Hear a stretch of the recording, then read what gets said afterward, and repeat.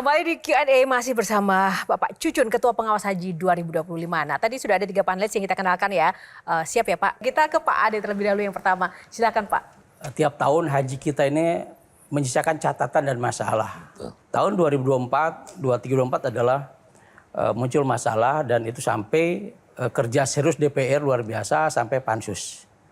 Nah di pansus itu salah satunya adalah buahnya adalah lahirlah badan haji. Badan haji seperti apa sih ke depan Pak? Jangan sampai memindahkan dari Kementerian Agama justru masalahnya lebih numpuk di situ lagi. Betul. Kita sekarang kan sudah terima Kepres. Sebetulnya ingin bagaimana adanya badan ini setelah lahirnya undang-undang revisi nanti.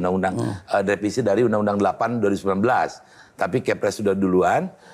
Dan dalam momentum sudah tahapan haji mulai. Akhirnya kita lihat di Kepresnya masih tetap badan haji ini bersama-sama dengan kementerian yang mengurusi agama. Ada satu pasal itu di klausul awalnya dan sekarang BPH ini kelihatan istilahnya magang lah ya.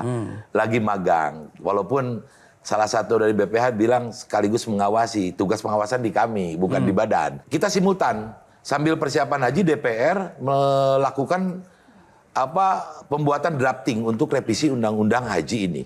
Karena nanti kalau sudah dikelola badan, kita mau lihat apakah masih tetap G2G atau B2B dengan melihat perkembangan bagaimana kerajaan Saudi sendiri sekarang mau betul-betul membuka haji ini. Ke depan mungkin seperti orang Inggris pergi haji, orang Amerika pergi haji. Bahkan yang pergi haji dari Amerika itu orang-orang kita, orang Indonesia.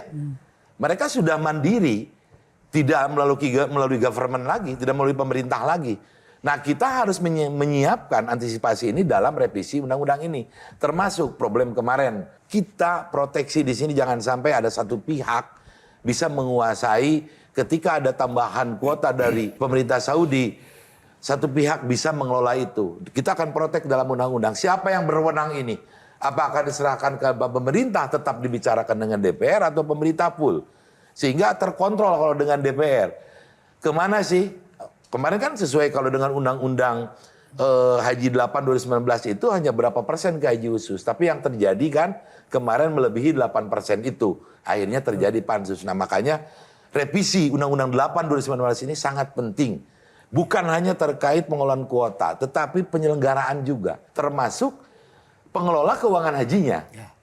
Nah, kita akan revisi juga. Karena ke depan ini kalau mau seperti itu, sejauh mana sih kuatnya BPKH ini akan memberikan subsidi yang 43%-nya itu? 23%. Yang 43%-nya.